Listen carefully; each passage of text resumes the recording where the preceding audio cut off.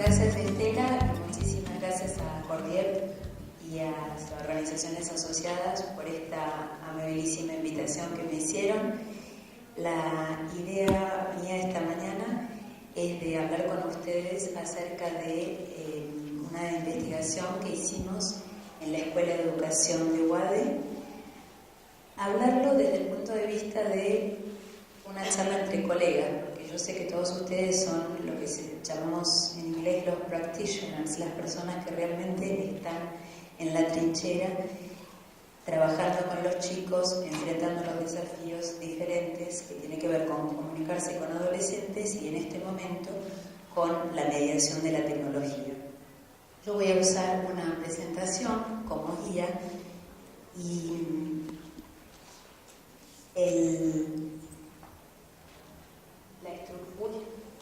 como siempre. Y la estructura de la presentación es, voy a empezar con un marco teórico muy breve para que acordemos ciertos conceptos.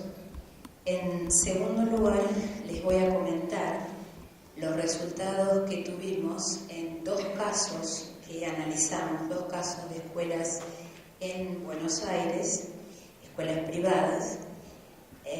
Y finalmente, como bien dijo Estela, y como yo tengo mucha obsesión por la gestión, lo que hicimos fue determinar, tratar de destilar a partir de buenas prácticas que encontramos en estas escuelas, algunas recomendaciones, algunos consejos que nosotros consideramos han sido factores críticos de éxito en estas experiencias de estas escuelas, factores críticos de éxito desde el punto de vista de la gestión, factores críticos de éxito desde el punto de vista de los docentes. Ustedes van a ver que yo voy a hablar bastante de los docentes porque justamente es uno de los aspectos sobre los que hay menos estudios. Hay muchos estudios sobre cómo aprenden los chicos, pero pocos acerca de cómo se adecuan los docentes a estos nuevos requerimientos.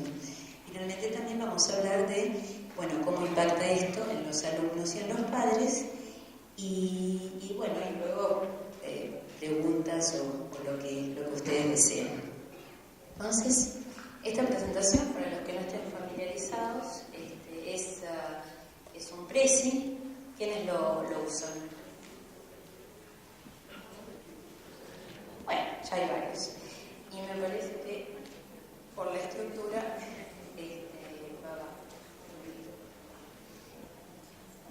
Bueno, como les decía entonces, vamos a empezar con el marco teórico de las TICs y su uso en el aula, un par de definiciones acerca de nativos digitales e inmigrantes digitales, la coexistencia que tenemos hoy de profesores nativos digitales enseñando nativos digitales y de profesores inmigrantes digitales también enseñando a nativos digitales.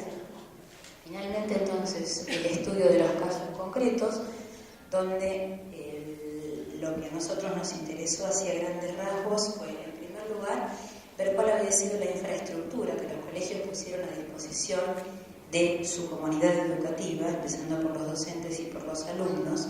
Cuando hablo de infraestructura también hablo de equipamiento, también hablo de conectividad, también hablo de qué tipo de capacitación dieron a los docentes y a los alumnos para transitar estos objetivos. Y finalmente, como les dije, vamos a hablar de los factores de éxito en la implementación de las TICs. Cabe mencionar en este instante que, si bien yo después les voy a decir cuáles fueron los criterios de selección de los colegios, que estos no son, ni por lejos, los únicos colegios que tienen buenas prácticas. En algún sentido, son los colegios que nosotros encontramos que podíamos acceder. Uno de los criterios fue proximidad geográfica y acceso a la información y que estos colegios nos habían sido recomendados por expertos. Pero estamos segurísimos de que hay muchas otras instituciones, además de las dos seleccionadas en profundidad, que seguramente pueden darnos lecciones y comentarios acerca de buenas prácticas. Y también, ojo, todos sabemos que se aprende mucho de los errores, ¿no? Entonces, seguimos. Voy a pasar una pequeña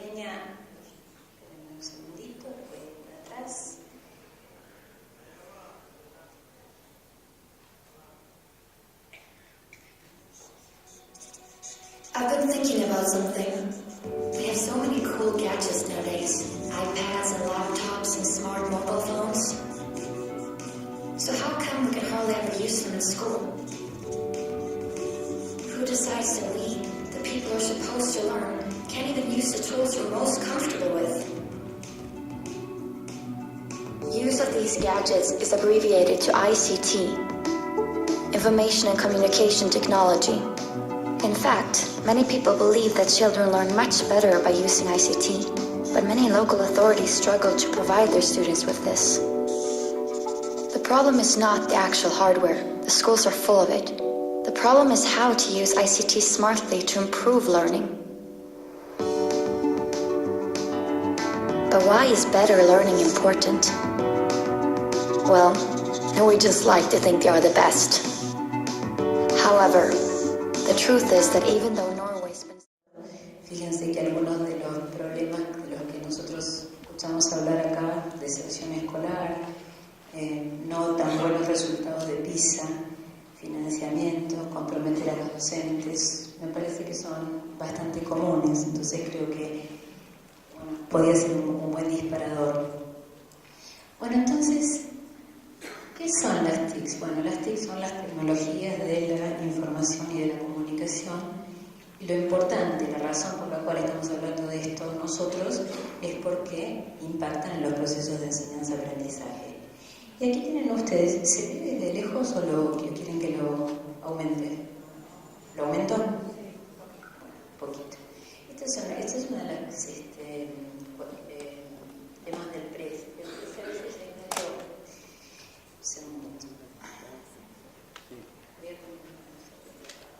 Ahí se ve un poquito mejor.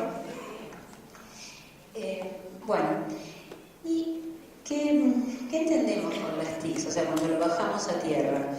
Y las TICs tienen que ver con no solamente el uso de los equipamientos. Para los que están sacando fotos, esta presentación la voy a poner a disposición, así que bueno, pueden sacar fotos igual. Entonces, tenemos los aparatos, los smartphones, las netbooks, las computadoras, las laptops. Tenemos las pizarras interactivas, el living, todo esto que es como la parte tecnológica que uno podría decir hard. Pero también tenemos dentro de las TICs, se habla de el uso de redes sociales. Hay muchos profesores que ya utilizan Facebook, utilizan Twitter para incorporarlo al aula, para darle comunicaciones a los estudiantes. Y hay muchas plataformas desarrolladas para la enseñanza online que tienen softwares y tienen ejercitaciones que se llaman a la Facebook. Por ejemplo, emulan Facebook en el sentido de que cada una de las personas, los chicos y los profesores se presentan, dicen cosas de ellos mismos, se incluyen cafés virtuales. Entonces lo que se hace es intentar reproducir en un aula virtual, en un contexto áulico, lo mismo a lo que ellos están acostumbrados cuando no están en las clases. Pues hay varias herramientas que son de comunicación colaborativa, y disculpen si ustedes esto lo conocen, pero bueno, los blogs, las wikis son cosas distintas, ¿no es cierto? Son herramientas que se utilizan para lograr que las distintas personas colaboren. No es lo mismo un blog, no es lo mismo un foro en el cual cada uno va diciendo distintas opiniones acerca de temas que se ponen, que una wiki, que ustedes saben que la Wikipedia es la más conocida.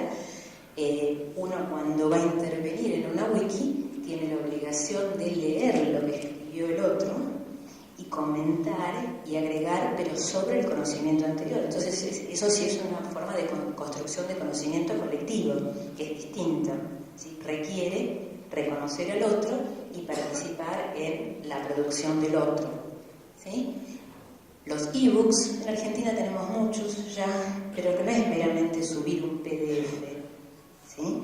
En Estados Unidos y otros países que en general tienen más mercados, tienen ya lo que se llaman los smart books. Los smart books se diferencian de los ebooks en que tienen ejercicios incorporados, que puede ser una actividad, un crucigrama, lo que sea, pero a su vez el libro mismo perdón siempre por los neologismos que yo uso, pero el libro mismo traquea, lleva un registro de cuál es la actividad de cada alumno. Entonces por eso se considera como un smart book, es decir, hay una interacción que puede hacerse personalizada de cada usuario con el material. ¿Sí? Incluso, por ejemplo, el usuario puede decir, bueno, yo quiero, dentro del Smart Book hay una presentación, entonces yo puedo elegir si quiero que me la lea un hombre o una mujer, si quiero que me la lea lento, rápido o mediano.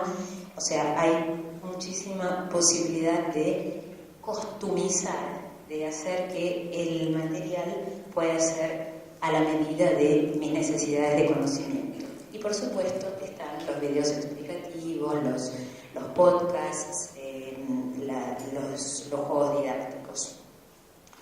Bueno, entonces ahora vamos a empezar a hablar de los nativos digitales y de los inmigrantes digitales, y voy a intentar hacerlo nuevamente lo que me pidieron antes. Bueno, nativos digitales e inmigrantes digitales es un término del cual hemos oído hablar mucho, que fue acuñado no hace tanto tiempo por un investigador norteamericano que se llama Mark Prensky. ¿Y qué pasa con los nativos digitales? Yo trabajo en una universidad hace muchos años.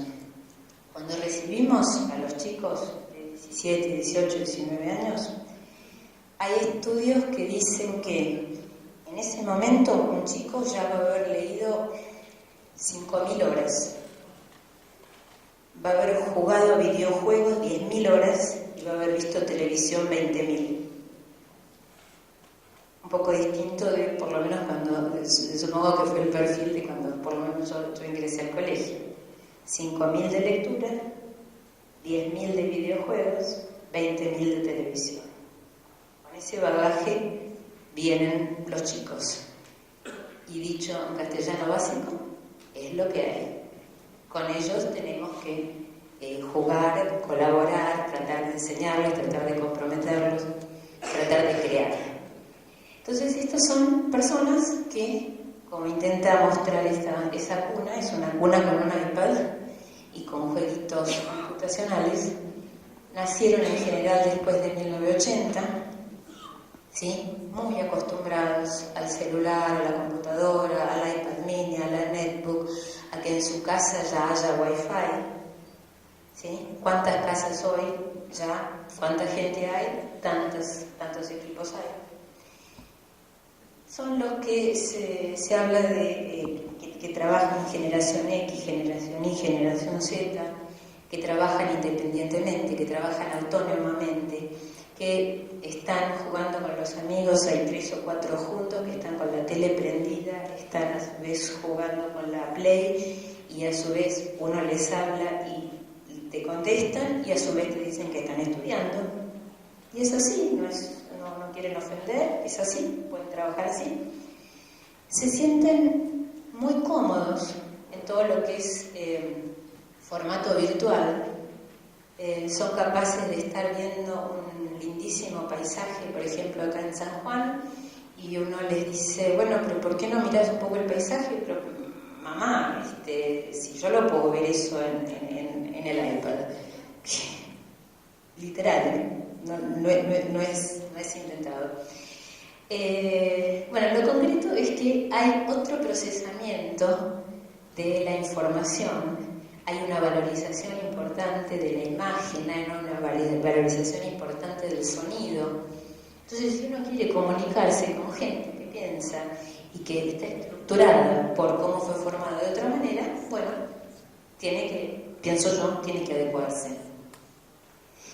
Por otro lado tenemos entonces los inmigrantes digitales. Estos somos muchos de nosotros, pobrecitos, que hablamos con acento, hablamos que nos cuesta, que tenemos miedo de tocar algunos aparatitos, porque tenemos miedo que se rompan, que no ande, ¿no? Sí, yo veo caras que asienten. Solemos haber nacido antes de 1980.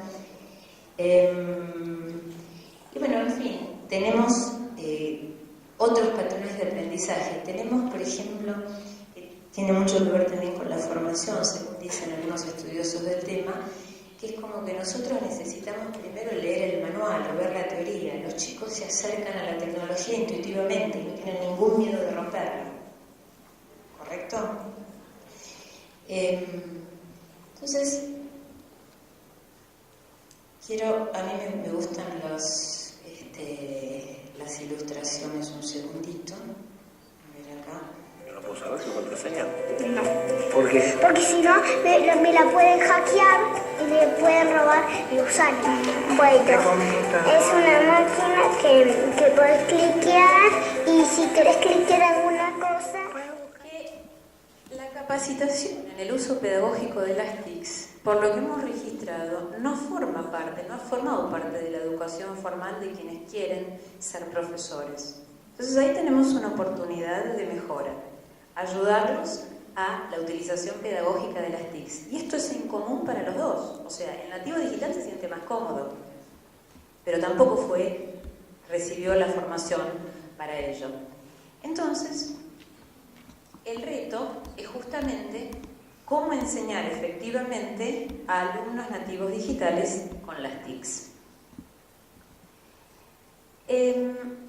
Como también les anticipara antes, hay muy pocos estudios a nivel nacional de cuáles son las experiencias de los docentes que intentan enseñar con las TICs, y por eso nosotros pensamos que es un área también de oportunidad de estudiarlo, porque en la medida en que uno lo estudia, en la medida en que uno entiende cuáles son los obstáculos, cuáles son las expectativas, uno puede hacer algo para mejorarlo y capacitarse. Entonces, les quiero mostrar un estudio de la Universidad de Southern California, que es bien reciente, es de este año, del año 2013, donde una investigadora, Ferrario y otros, estudian justamente las experiencias de docentes inmigrantes digitales que decidieron hacer una clase sincrónica virtual.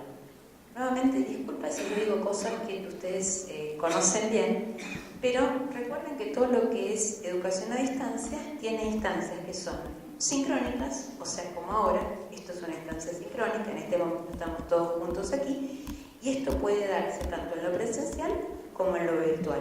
Y tiene instancias asincrónicas que debieran estar planeadas en la formación que uno quiere dar, pero que se hacen en otro momento, no necesariamente en el momento del encuentro. Entonces, estas investigadoras estudiaron las experiencias de 120 docentes que empezaron a dictar estas clases sincrónicas digitalmente, es decir, que les decían a alumnos que no estaban presencialmente frente a ellos, bueno, nosotros nos vamos a encontrar el miércoles a la mañana de 9 a 10 de la mañana y vamos a tener una clase sincrónica. Existe el Blackboard Collaborate, existe el Cisco WebEx, existen muchísimos software. ¿Eso qué significa? Lo que uno normalmente se imagina, yo les puedo mostrar también alguna clase en vivo si quieren. En general suele ser un docente, uno tiende a reproducir lo que mejor hace o lo que está más acostumbrado. Entonces uno se imagina al docente con los auriculares, hablando, una camarita, y el docente va explicando, las diferencias entre capacitación y desarrollo, o las razones por las cuales tengo que elegir. Entonces, estos investigadores, en este estudio que hicieron, encontraron por lo menos 5 maneras diferentes en las cuales enseñar con TICs y de forma sincrónica virtual encontraron ciertas lecciones, digamos, que son las que vamos a tratar de ver aquí con ustedes, brevemente, por supuesto. También los estudios, si después quieren, están a disposición, se pueden bajar, son gratuitos, es una de las ventajas que tiene justamente la red y el acceso a la información y todo el aprendizaje distribuido. Bueno, entonces la primera lección aprendida por estos docentes tiene que ver con el tiempo, el manejo del tiempo. el tiempo virtual sincrónico puede hacerse o muy largo o muy corto. En general estos docentes empezaron con clases de 45 minutos, 1 hora, y se daban cuenta que sí, que estaba bien, pero los alumnos no tenían tiempo para demostrar lo que habían visto. Lo intentaban hacer más largo y los alumnos empezaban a desconectarse. Las conclusiones en este estudio fue que convenía tener distintos tipos de actividades de no más de 20 minutos cada una y de diferentes tipos. Por ejemplo, hacerles una encuesta, pedirles que colaboren, que hagan, que respondan en algo, hacer una edición, etc. Segundo punto, la segunda lección es un poquito lo que hablábamos antes, es que en general las instituciones y a veces los propios docentes subestiman la carga cognitiva, la sobrecarga cognitiva que implica aprender a operar las TICs, eso por supuesto, y además que eso también tiene un efecto a veces que puede tener un negativo en la autoestima. Hay algunas cosas que cuando uno está dando una clase virtual no puede controlar. Si se cae el server o si se cae la electricidad, eso no lo puedo controlar, pero sí puedo con otros docentes o con colaboración que me pueda dar mi institución, practicar para aprender a usar estas herramientas. Esto es posible y esto hace que uno pueda, se sienta cómodo. El tercer punto es que generar compromiso de los nativos digitales requiere más estructura que la que se requiere en la clase presencial. La verdad es que en la clase presencial uno está viendo, yo estoy viendo las caras de ustedes, qué sé yo, y puedo inferir algunas cosas. Cuando uno está en la pantalla, no sabe lo que está haciendo el otro. Imagínense cuando uno a veces está dando clases a los chicos que están ahí tuiteando, están haciendo alguna cosa, mucho menos puede darse cuenta de lo que está pasando cuando está dando la clase en formato presencial. Entonces, lo que ellos encontraron es que se requiere una mayor estructura y existen algunas herramientas que son muy interesantes para motivar la participación. Por ejemplo, así como en el aula, mucha gente, uno les hace preguntas y la gente no quiere participar o no les gusta hablar en público o contestar.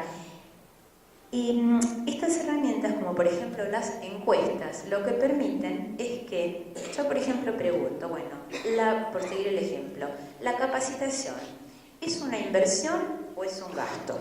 Hago una pregunta muy binaria, ¿sí? No. O la puedo hacer con, ¿usted está de acuerdo con que la capacitación es más importante que el desarrollo? Bueno, entonces los alumnos inmediatamente empiezan a contestar y el software inmediatamente toma esa respuesta.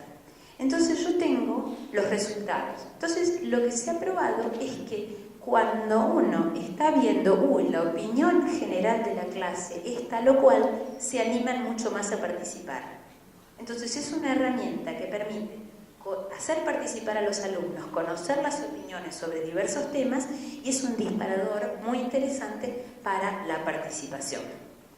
Para esto entonces sí son preguntas del estilo multiple choice, verdadero o falso, escala de Likert, etc. Y por supuesto los chats. Bueno, aquí también me parece que sería bueno, primero vamos a tratar de reírnos un poquitito con nuestro querido Nick. ¿Sí se ve? ¿No? ¿No se ve?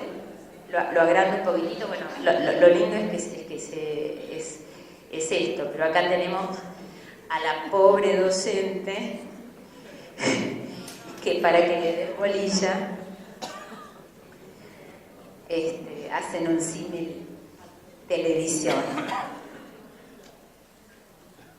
Estaría bueno, ¿no? Para implementar en las escuelas. A mí me gusta mucho Nick, no sé ustedes. Bueno, la cuarta lección es la importancia, y esto para mí no es exclusivo del aula virtual o de la clase sincrónica virtual. Es lo que se llama el aula invertida, que es que uno les prepare materiales pre-clase que constituyan el objeto de la clase en el momento del encuentro. Pero ¿cuántos de ustedes, cuántos de nosotros hemos trabajaba con casos y todo, y uno dice, bueno, lean el caso, y uno llega y casi parecía con los usuarios de Prezi, ¿no? ¿Cuántos leyeron el caso? Y yo, no muchos. O sea que independientemente de la herramienta, también tiene que haber alguien que esté dispuesto a usarla y a comprometerse, como decía el video.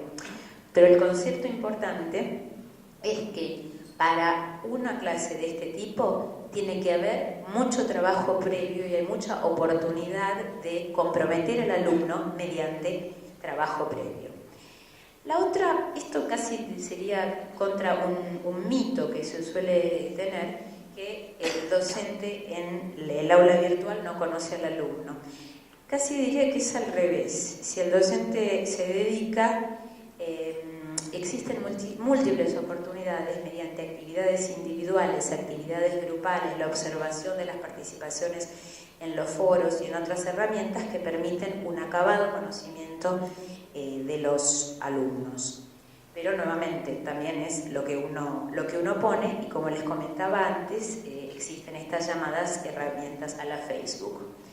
Pero sí quiero enfatizar que, en mi opinión, de lo que estamos hablando aquí es de calidad de la instrucción, donde el uso correcto de las herramientas es necesario pero no es suficiente.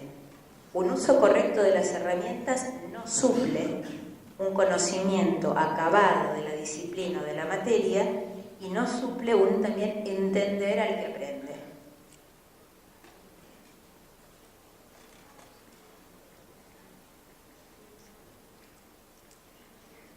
Seguimos. Bueno, acá empezamos entonces con el estudio de casos. Y los casos, yo no sé si ustedes conocen estas escuelas. Una se llama Belgrano Day School y otra se llama Northland School. ¿Por casualidad hay un representante de estas escuelas aquí? No. ¿Profesor? ¿Las conocen? Bien. Bueno, aquí lo que esta investigación sigue una de las líneas de investigación de la universidad, que es el uso de TICs en la educación, pero especialmente en las escuelas secundarias. Y lo que nosotros quisimos hacer es seleccionar dos escuelas que estuviesen comprometidas con la implementación de las TICs. Al decir comprometidas, queríamos que fuese un proyecto sustentable, un proyecto que hubiese perdurado en el tiempo. En ambas escuelas hacía más de 10 años que estaban comprometidos con el proyecto. Quisimos describir las características institucionales y pedagógicas, buscando, como también les anticipé, identificar factores claves para el éxito de esta implementación, y luego nuevamente terminar con factores críticos de éxito extrapolables a muchas escuelas. O sea, para mí el desafío de todo esto no es que una escuela, 2 escuelas o 100 escuelas lo hagan bien, sino pensar en la escalabilidad de todo esto. ¿Cómo hacer para que esto no sea solamente una posibilidad de, como vamos a ver aquí, de escuelas del segmento ABC1 de Buenos Aires? Que esto sea una posibilidad para todos tipos de escuelas, y vamos a ver que hay requerimientos que exceden lo institucional. También hay requerimientos que tienen que ver con políticas de Estado, como puede ser la conectividad.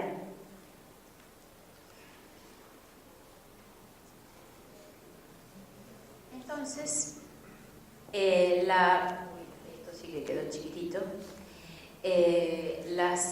Se ve, las personas que participamos, la doctora Cecilia Gómez y quien les habla, hicimos un estudio de caso con metodología cualitativa. ¿Hay algún metodólogo aquí? No. Las fuentes de datos primarios fueron cuestionarios de 26 preguntas que fueron respondidos por los docentes de las escuelas, y esto fue complementado por entrevistas en profundidad a directivos de ambas escuelas, y a su vez hicimos un análisis de datos secundarios, fundamentalmente información que los propios colegios proveían en sus páginas web y en folletería y otros elementos que nos hicieron llegar amablemente. Las razones, digamos, de la selección de la muestra, como les dije, fueron las opiniones de expertos, la posibilidad de tener acceso a la información y la proximidad geográfica. Estas dos escuelas, para quienes no las conocen, son escuelas bilingües que ofrecen exámenes internacionales consideradas de prestigio académico y con estudiantes de nivel socioeconómico ABC1, y el posicionamiento que tuvimos en la investigación es que la incorporación de las TICs a la educación es deseable. O sea, hay otros posicionamientos que uno puede tener, que uno puede cuestionar qué efectos trae, si esto es bueno, si esto es malo. No, nosotros partimos de la base, nosotros pensamos que esto es positivo y sobre esta base se han armado las conclusiones.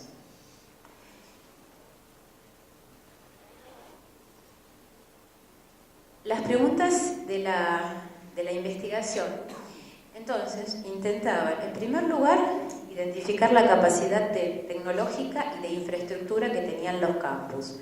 Como les dije, qué redes proveían, si proveían wifi, si proveían equipamiento, dónde estaba este equipamiento, si la enseñanza era ir al laboratorio de computación. Esto es un ejemplo que a mí me gusta decir mucho. O sea, nosotros no vamos, saquen una hoja y un lápiz, no vamos al salón de escribir. ¿Por qué hay que ir al salón de computación? ¿No? Segundo, quisimos identificar las características de las TICs en las escuelas, cómo se había incorporado, qué había pasado con los docentes, si los docentes habían tenido resistencia o no, si habían sido capacitados, cómo, qué era importante para ellos en el uso de estas herramientas. Como siempre, la parte de gestión. Bueno, en cuanto a información general de las escuelas, entrevistamos a varias personas en profundidad. Son dos escuelas que tienen los 3 niveles, jardín, primaria y secundaria. En el caso de Northlands, en 2 sedes, una sede Olivos, otra sede Nordelta. En el caso del Belgrano Day School, una única sede en Buenos Aires. Y en los dos casos hablan de una educación integral, a educar cuerpo, alma, espíritu, ¿cómo se llama? Y bueno, la mente. Y en los dos casos también son instituciones con bastante trayectoria, porque Belgrano Day School cumplió más de 100 años y Northlands está por ahí. Por supuesto son escuelas de gestión privada. Bueno, segundo. Acá les quisiera dar un poquito más de información específica de las escuelas, con algunas preguntas que son importantes. Bueno, el colegio Northlands tiene en el secundario 634 alumnos, Belgrano Day School tiene más o menos la mitad, 352. Ustedes van a ver que el ratio de profesores a alumnos en Northlands es 1:8 y en Belgrano Day School es 1:7, con 48 docentes y 79 respectivamente. La cantidad de dispositivos en la escuela, ¿sí?, que están a disposición de los alumnos, es decir, nosotros excluimos ahí dispositivos que se usasen en oficinas administrativas, ¿okay? Son 220 en Northlands y 134 en Belgrano Day School, con el mismo ratio de 1:3, y hay 3 computadoras por cada docente también en los dos colegios. Esto son aproximaciones, pero los números daban 2,77, 2,78 en los dos casos. En las dos escuelas hay un website que es accesible al público en general. Las dos escuelas, como política, dan a todos los alumnos, a todos los profesores, un email de la escuela. En el caso de Northlands también le da a los padres la posibilidad de acceder en los dos casos, los padres pueden acceder a la escuela, pero en el Northlands también les dan la posibilidad de tener un mail si lo desean. En los casos de los dos colegios utilizan un LMS. LMS es un Learning Management System, es una plataforma que es una plataforma de código abierto que se llama Moodle, es una de las plataformas más usadas en todo el mundo, disponible también gratuitamente para instituciones que las quieran utilizar, sobre las cuales se montan las aulas virtuales. Seguridad, porque también tienen que poner filtros, porque si no se puede acceder a cualquier cosa. Ustedes saben que eso también puede ser peligroso y ciertamente contraproducente, o sea que también hay una preocupación importante por eso. Y el campus virtual puede ser accedido desde fuera de la escuela, no solamente desde adentro. Con respecto a el uso de las TICs, como les dije, en ambos casos hace más de 10 años. En ambos casos también los utilizan en todas las materias de la secundaria y reportan las escuelas que todos los docentes utilizan las TICs. Un tema que nos pareció importante es la política que ellos tienen para tratar de tender al 1 a 1, un alumno, un dispositivo, que es la política de trae tu propio dispositivo, bring your own device. Esto no fue logrado sin muchas idas y vueltas y discusiones, entre otras cosas por temas de seguridad. Padres preocupados, ciertamente, porque bueno, si se sabe que los chicos de tal escuela todos los días van al colegio con la laptop, lamentablemente no vivimos en un país donde se respete, no quiero comentar más eso, pero bueno, eso fue un tema, pero lo interesante es que se establece un contrato psicológico con los padres y con los alumnos para decirles que en algún momento te vamos a pedir que vos traigas tu propio dispositivo y que el propio dispositivo no necesariamente tiene que ser la ultracomputadora, porque de hecho con un smartphone, que es lo que tiene la mayoría, que es muy accesible, se puede acceder a muchas de las funcionalidades del aula virtual. Y en cuanto al uso de los dispositivos en el aula, en los dos colegios hay como mínimo una computadora en cada aula y además una pizarra electrónica, pero ellos permiten que el docente decida cómo va a utilizar la tecnología las TICs en el aula. Finalmente, ¿para qué las usan? ¿Cuáles son los usos más reportados del aula virtual? Bueno, por un lado, esto ha sido importante para la comunidad docente, porque empezaron a compartir muchos más materiales, o sea, se empezó a crear lo que se llama el repositorio de materiales. Empezamos a decir, bueno, y sí, está bien, esto lo hice yo, pero yo hice otra cosa, y el docente empieza a colaborar con otro docente. En ambas escuelas se le da un rol muy fuerte al jefe de departamento como organizador de esos contenidos. Pero lo importante entonces es un único lugar, un lugar accesible a todos, desde la escuela y desde la casa, donde se pueden compartir elementos. Y esto empieza a ser bueno, porque una de las preguntas que se hacen los docentes es, lo vamos a ver después, ¿y esto cuánto trabajo me implica a mí? Porque si tengo que reaprender, yo sé mucho de mi materia, pero si tengo que reaprender todo esto, si tengo que armar todos estos ejercicios, ¿cuándo lo hago? ¿Sí? El hecho de poder compartir es una ventaja importante. Al mismo tiempo, esto es un espacio que no ocupa lugar para la entrega, corrección y seguimiento de trabajos. No todos los trabajos y las actividades son necesariamente diseñadas por los docentes. En muchos casos, por ejemplo, para aprender matemáticas, tienen acceso los alumnos a portales, por ejemplo, iMath, MyMath, etc., donde existen ejercicios que les son indicados para hacer y se hace nuevamente el traqueo. El profesor, inmediatamente que el alumno ha terminado de hacer los ejercicios, recibe cuándo lo terminó, cuánto tiempo estuvo haciéndolos, en cuáles se equivocó, y de hecho muchos de estos, las mejores fuentes de ejercicios, permiten saber en qué niveles de dificultad el alumno se equivocó o en qué temas. Este alumno le va muy bien con la suma de fracciones, pero no sabe, no entiende los números primos, o no entiende los números negativos, o lo que fuere. Entonces, esto es importante en ese sentido. También sirve como un método para comunicarse con los alumnos, con la escuela, y también sirve para algo que se les exige mucho a los docentes, que es, por ejemplo, ciertas tareas de gestión académica, como puede ser hasta tomar lista. Se toma lista directamente en el aula, se registra e inmediatamente eso está procesado, con lo cual es mucho más corto y se minimiza el error. Y está todo centralizado.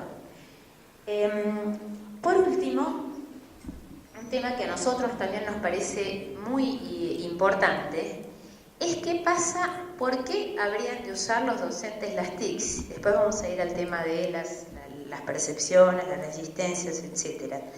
Les preguntamos, ¿ustedes miden esto de alguna manera? Porque los que somos docentes estamos muy acostumbrados a que nos evalúen, ¿no? ¿Sí? Entonces, en ambos colegios nos dijeron que sí, lo hacen así como tibiamente y dentro de lo que vendría a ser la evaluación de desempeño docente, pero de hecho, en Northlands lo ponderan dentro de la evaluación de desempeño como un ítem dentro de otros, y en el Belgrano Day School toman encuestas anónimas de los alumnos para hacer esta evaluación. Y obviamente también tienen la evaluación de los jefes de departamento, porque saben que contribuye cada uno a estos materiales que se van desarrollando. Entonces, les preguntamos también una encuesta parecida a la que ustedes tienen aquí, espero que esto no sesgue los resultados si ustedes deciden responderla. Los docentes de las escuelas, de las dos, tuvieron muchísima coincidencia en los resultados, excepto en dos ítems. Preguntamos, ¿para qué sirven las TICs? Para presentar información en clase, ¿sí? Para desarrollar planes de clase y materiales de aprendizaje, para expandir lo visto en el aula, ¿sí? Para expandirlo mucho, porque el aula, cuando uno está usando las TICs, no se termina en el recinto, se termina nunca, diría yo. Para desarrollar competencias que tienen que ver con la autonomía, la responsabilidad de los alumnos, y también para hacer que el aprender, el buscar información, sea más parecido a cómo es la vida diaria de los chicos, más parecido, más divertido. También mejora muchísimo la interacción entre los propios alumnos.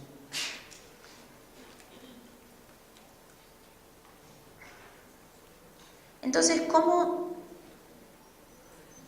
capacitaron a los docentes en las escuelas? Porque estas dos escuelas, si bien, digamos, oscilaban entre, y tuvieron periodos en la implementación en estos 10 años, acerca de qué era lo más importante, si el equipamiento, si la conectividad, si la capacitación docente, e iban haciendo las dos cosas, hubo como 3 ejes en la capacitación docente para el uso de las TICs. El primer eje era en la gestión docente. El segundo eje tenía que ver en el uso del Moodle y del campus virtual, o sea, aprender a usar ese pizarrón diferente, aprender a gestionar esta aula diferente. Y por último, en el uso pedagógico de las TICs. En general, la formación a la que accedían era mediante cursos cortos. No es que sea una cosa muy larga. Cursos cortos, introductorios, cursos más avanzados, pero capacitaciones puntuales. Esto ha sido la receta de estas escuelas, y como dijimos anteriormente, basados en que en general todos los profesores no habían tenido formación acerca de esto previamente. Y aquí vamos a los retos que los propios docentes manifestaron. También me parece que sería bueno que lo agrandara un poquitito, porque encontraron retos emocionales, retos profesionales y retos pedagógicos. Bueno, los hemos mencionado: no poder aprender, miedo a fracasar ante los alumnos, o sea, esa asimetría, que es una especie de asimetría revertida, ¿no es cierto? Yo no sé de esto y entonces el alumno o el padre me va a juzgar porque no sé manejarlo. Me tengo que correr de un lugar de saber absoluto, tengo miedo de dañar el equipo. ¿Qué pasa si no controlo bien la clase? Y después, bueno, retos profesionales. ¿Cuánto tiempo le tengo que dedicar a esto para aprenderlo? ¿Me tengo que reinventar para poder usar las TICs? ¿Cómo hago yo estoy acostumbrado a trabajar en mi clase, ¿cómo hago para trabajar con otros docentes? ¿Qué pasa si mis propios pares ven que los ejercicios que yo estoy usando son de hace 20 años? ¿Cómo manejo eso? Porque queda todo registrado acá. ¿Qué retos pedagógicos tengo? Bueno, ¿cómo puedo rediseñar el aula invertida? Estos materiales que yo quiero que los estudiantes vean previamente. ¿Cómo puedo usar materiales que no son míos y ponerlos como que son míos si los estoy sacando de un lugar del cual no estoy autorizado? Ojo con eso. Los temas de copyright son fascinantes, serían para toda otra charla. ¿De dónde salen los conocimientos? ¿De dónde sale la información? ¿Cómo se apropia uno de la información? Porque no son solo los estudiantes los que hacen plagio, ¿no?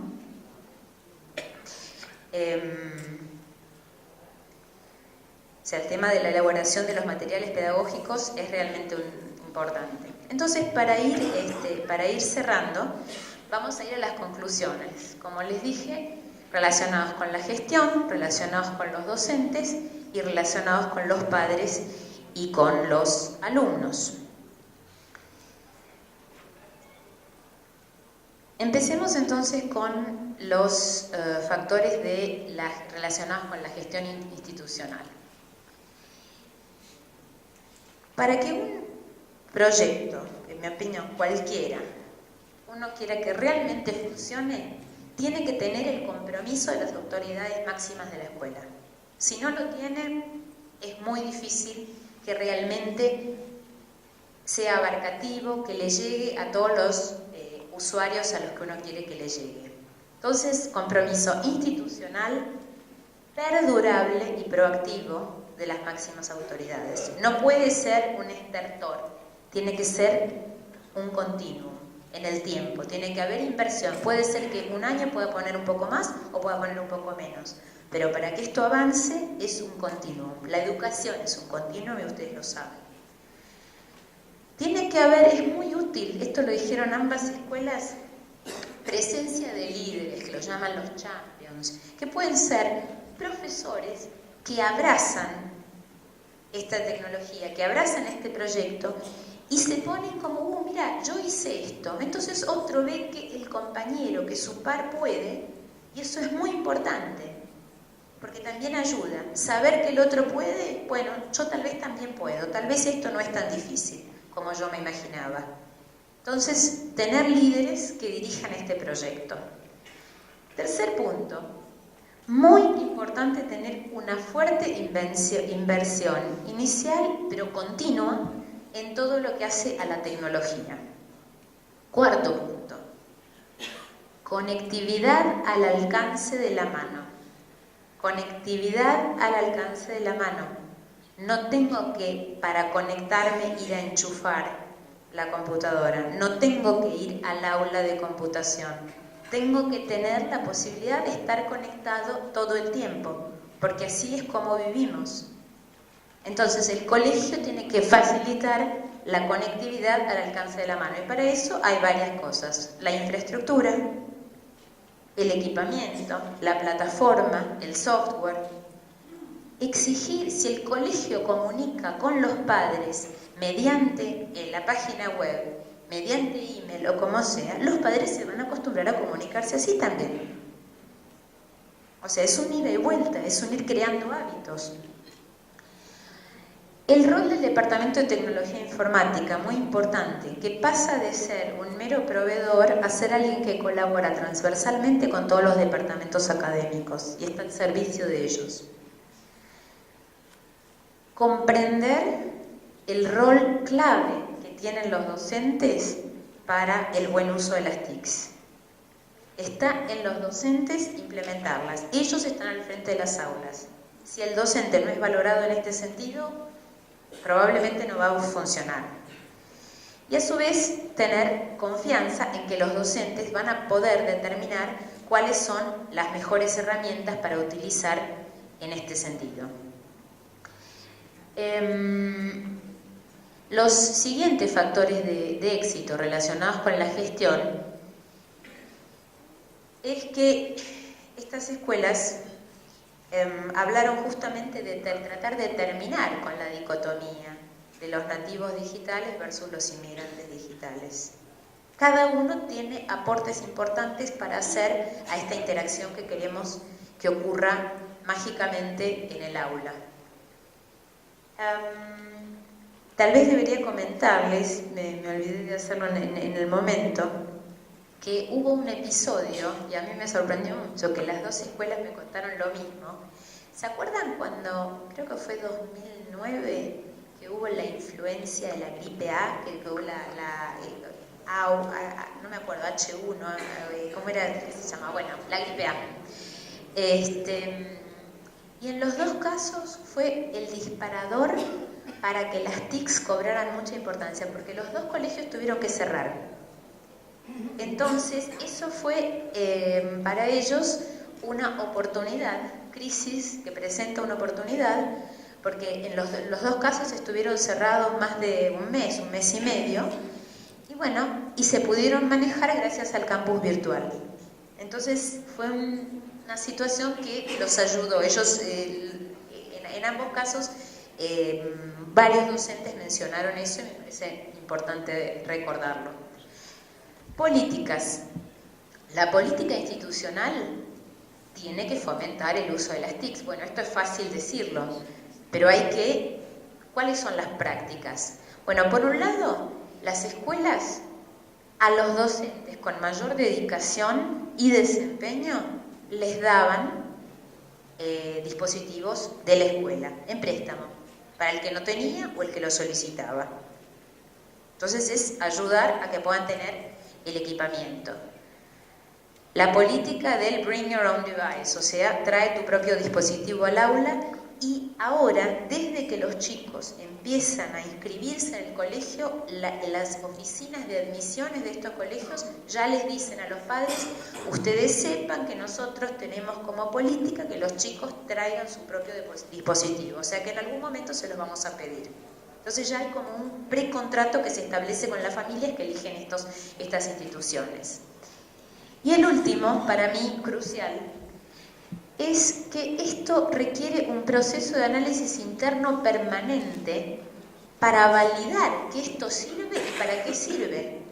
No nos podemos quedar con que solamente, es muy importante que tenga el apoyo del top management, ¿sí? O de la dirección de la institución, pero esto tiene que servir cada vez, en cada aula y siempre, y a todos los protagonistas. Entonces, el hacer un análisis interno organizacional permanente de acerca de qué aportan las TICs, cómo las uso, cuáles fueron los problemas que tuve, dónde no logro llegar.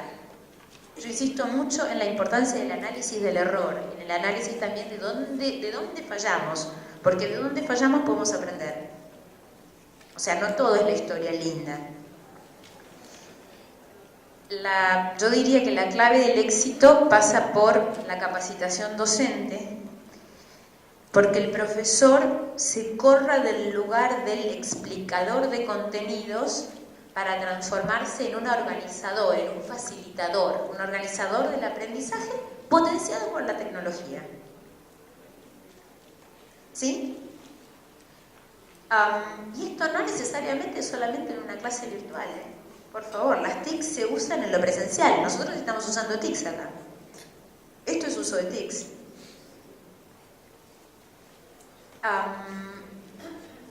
Tratar de que la utilización de las herramientas sea habitual, sistemática. En otra encuesta que hicimos, que algunos me la escucharon hace un par de años, era interesantísimo que muchos docentes decían, ¿usa computadora, usa distintas cosas en su casa? Sí. ¿En la escuela? No. Yo diría que la clave del éxito pasa por la capacitación docente. Y otro efecto muy interesante que las propias escuelas mencionaron es que, como justamente el perfil de sus alumnos tiene acceso a los últimos avances tecnológicos, son los propios alumnos los que están impulsando la renovación del parque tecnológico de la escuela. O sea, la escuela también se tiene que actualizar. O sea, hemos visto casos, hay otro, bueno, yo no elegí algún videito para mostrarles, pero hay uno que me parece divertidísimo de unos chicos que entran en una casa con los padres y ven una televisión con cuerpo, qué sé yo, como se dice, las grandotas, y preguntan qué es, ¿no? Es decir, la tecnología va avanzando, pero en este caso es una tecnología que también viene empujada desde la casa. Y ya habíamos mencionado el contrato psicológico.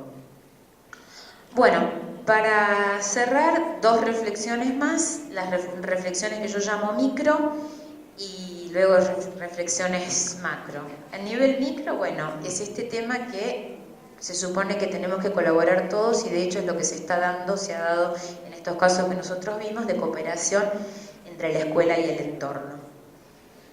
Estamos hablando entonces de un aula que trasciende las fronteras físicas, de un aula invertida en la que uno se prepara antes, durante, participa antes, durante, después. Un aula que es un término acuñado, que es el término glocal o glocal. Es un aula local, es mi escuela, pero con mentalidad global. Hoy en día, los alumnos que quieren ver, no sé, por ejemplo, un proceso de producción, uno lo puede encontrar en un simulador al que tienen acceso los alumnos de Finlandia y los alumnos de Argentina. Si lo saben buscar, se lo pueden encontrar. ¿Sí? Esto es importante.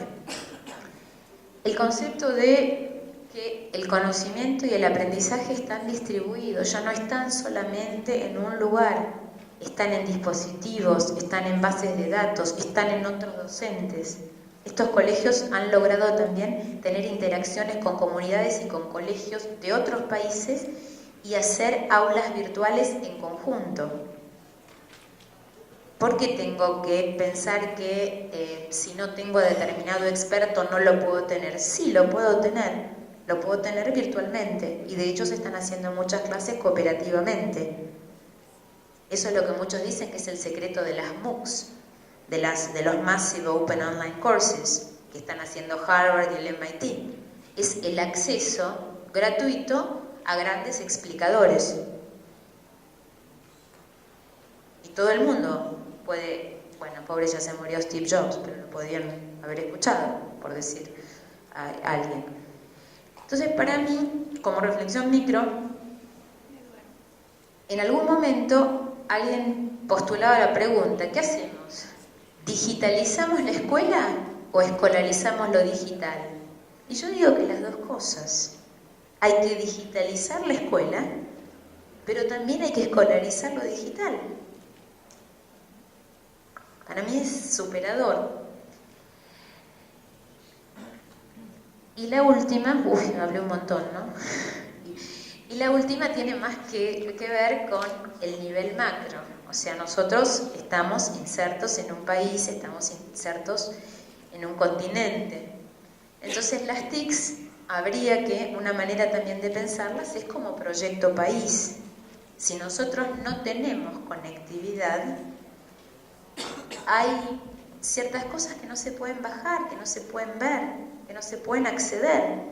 Si hablamos de acceso, accesibilidad, conectividad al alcance de la mano, hay cosas que la escuela no puede proveer si no hay conectividad como política del país. O sea, tenemos que tener entonces políticas públicas que empujen la conectividad, los equipos, las redes, que haya garantías de acceso y de conectividad. Ya hay muchas ciudades en el mundo que tienen el Wi-Fi gratuito porque vos estás en la ciudad, Manhattan, San Francisco, bueno, son de primer mundo, ok, pero no debiera ser tan caro y debiéramos poder hacerlo, espero. Así que, bueno, porque eso permitiría la inclusión de todos. Así que, bueno, yo con esto hablé mucho. Así que, si tienen alguna preguntita...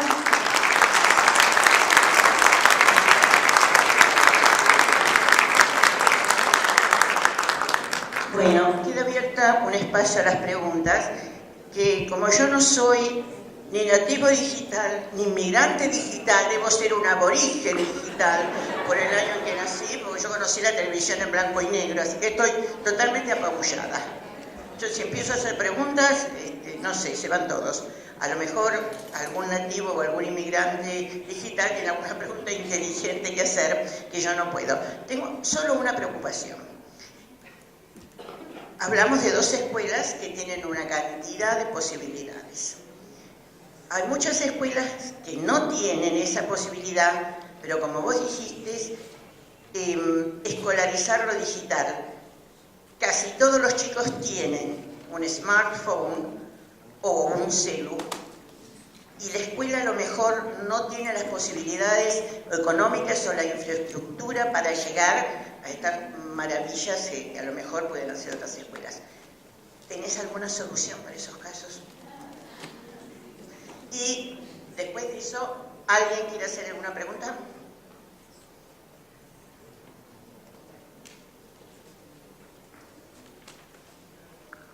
Simplemente una duda de por qué le llaman contrato psicológico a este del colegio con el papá y el alumno para que pudiera traer su dispositivo. ¿Por qué ese término de psicológico?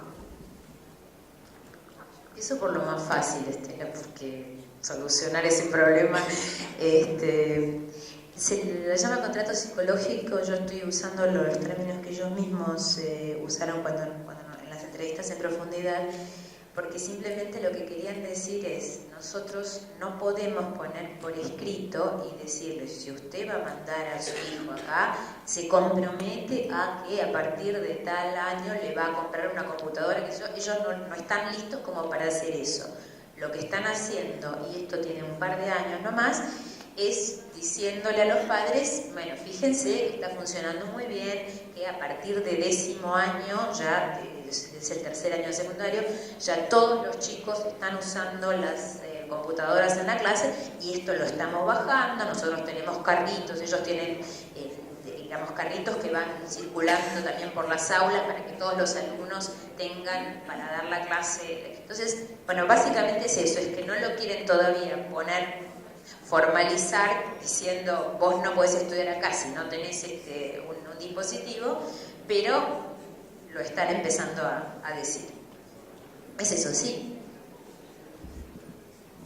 No sé si tienes conocimiento de cómo manejan estos colegios la disciplina frente al uso de los aparatos, cuándo los pueden usar, cuándo no, en qué momentos, porque bueno, la dificultad que tenemos con el simple celular es porque, bueno, algunos profesores sí lo usan, otros no, en qué momento, cuándo lo deben apagar, cuándo deben dejar de jugar al Crash o a cualquier otro juego. Es muy interesante tu pregunta. De hecho, incluso hay un trabajo de Daniel Brailovsky, la verdad no me acuerdo el año, que analiza los objetos permitidos y los objetos prohibidos en la escuela, y en especial se hace hincapié en el celular. Nuevamente, con el celular, yo diría, empecemos por casa y por mirarnos a nosotros mismos, y después lo pasamos a los chicos, ¿no? A ver, nosotros no hicimos la pregunta si ellos lo permiten o no lo permiten. Yo te puedo extrapolar a lo que, por ejemplo, hacemos en la universidad. En la universidad el profesor no está autorizado cuando está dando la clase, tener el celular para uso personal. Ahora, existe, y tampoco están autorizados los alumnos, esa es la realidad.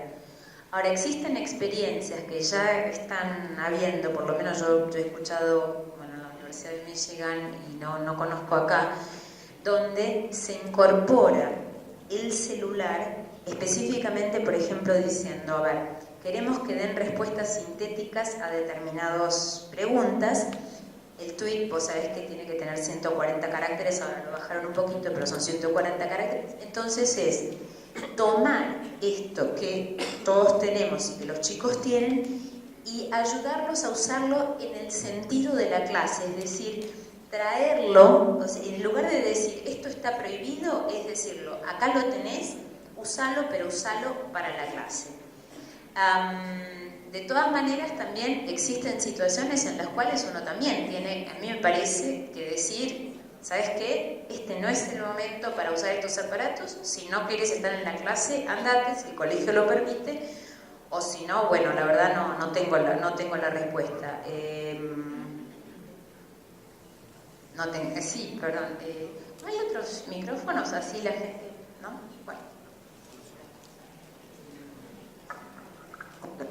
Bueno, agradecerte primero tu clarísima e interesante exposición. Y Darío, ¿qué te quiero hacer? Yo tengo una hija, vos sos mamá feliz, yo también tengo una hija grande que se egresó a una escuela más o menos más que vos estás describiendo. Y en este momento la verdad que una formación excelente en este sentido, y está en otro país en un posgrado, doctorado becado, así que te digo este marco para ver qué se llevó de acá. La verdad es que le ha costado una cosa muy fuertemente, que casi ahora le cuesta la continuidad en esos estudios respecto a la formación en este país, que es esta, que vos lo mencionaste. Y la verdad que la pregunta es saber qué pensás de este factor. Un aspecto que me parece que no estamos teniendo en cuenta en la formación, en el uso de TIC y tecnología como recurso de enseñanza, yo te voy a decir de persona de lengua, no de tecnología, es la validez de las fuentes. ¿Está bien? El chequear, el constatar, ¿qué puedo usar? Eso, trabajado acá, le fue un obstáculo enorme que pudo salvar porque tenía estos recursos, ¿está bien? Pero yo no veo tan positivo, y esto sí es un juicio de valor que puede ser no fundado, que los chicos, digamos, tengan la sensación de que el acceso todo es libre, porque no es verdad, no es libre. Y cuando se van, es posible, pero no libre, digamos, hay peones. Cuando van a otros lugares donde estas restricciones se aplican, esto opera de barrera total. Yo digo, gracias a Dios, como tienen todo esto que les proveyó en su lugar de origen, pueden salir. Dos cosas les costaron enormemente. Una es que tuvo que hacer un curso aparte, la verdad, para empezar a aprender cómo eso se llevaba adelante. Y la otra cosa es que las escuelas nuestras, de hecho yo soy funcionaria, trabajo en una de estas escuelas, es nuestra en el sentido de la esfera. Y una cosa que me parece que no han logrado todavía instalar, a pesar del uso asiduo y frecuente de los recursos tecnológicos, es que toda la comunicación de la comunidad escolar está tecnologizada. Creo que es otra cosa que afuera se ve. Mi hija me dice, mamá, yo da lo mismo, tenés una computadora, lo mismo, ni vayas. No necesitas ir a ningún lado. Esto a nosotros nos falta todavía, pero bueno, nos falta y es un camino a recorrer. Lo otro es una dificultad seria, porque hacerle creer a los alumnos que se accede a todo, de igual, yo soy escribo libros, a ver, la que me cuesta, ver qué puedo sacar para usar, es la verdad indescriptible. Los pibes tienen la sensación de que entran, van linkeando páginas y terminó, donde llegaron. Muy pertinente lo que decís. Acá todo se le cayó. Hay todo el tema, digamos, de lo que es copia, plagio, es un tema enorme que excede a la virtualidad, pero también hay estudios que muestran que así como los que no somos nativos digitales, lo voy a decir así, en nativos digitales e inmigrantes, pero la verdad que no necesariamente es así. En nuestra educación es como que uno estaba acostumbrado a crear, miren lo que digo, a crear a partir de la nada. Los chicos están muy acostumbrados a lo que se llama el cortar y pegar. Ellos tienen muchísima habilidad para buscar la información, cortarla y ponerla y asemblarla en algún sentido, pero con una falta de conciencia bastante importante acerca de lo que es el plagio, que yo no puedo meramente cortar algo, pegarlo y poner mi firma como si fuese propio, porque eso es un delito. De hecho, ha habido funcionarios públicamente que han tenido que renunciar, por lo menos en Alemania o en otros lugares, no aquí, no conozco acá, pero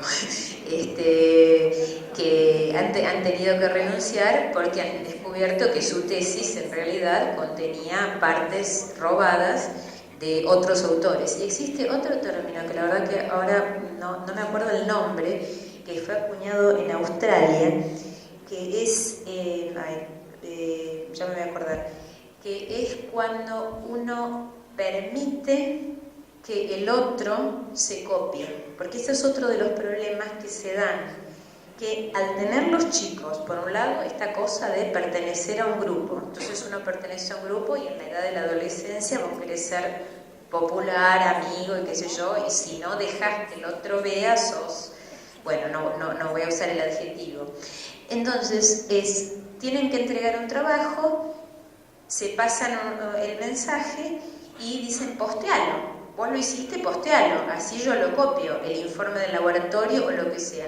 Entonces existe otro término, que es el término de, que también es un delito, que es, sabiéndolo, permitir que el otro tome mis escritos o mi producción.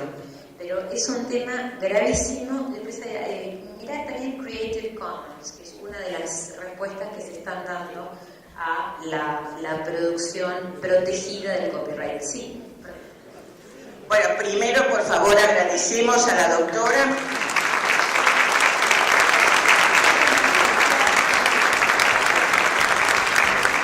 Ella agradecería también la colaboración para poder continuar con sus estudios. Después les vamos a transmitir los resultados del estudio de lo que están haciendo.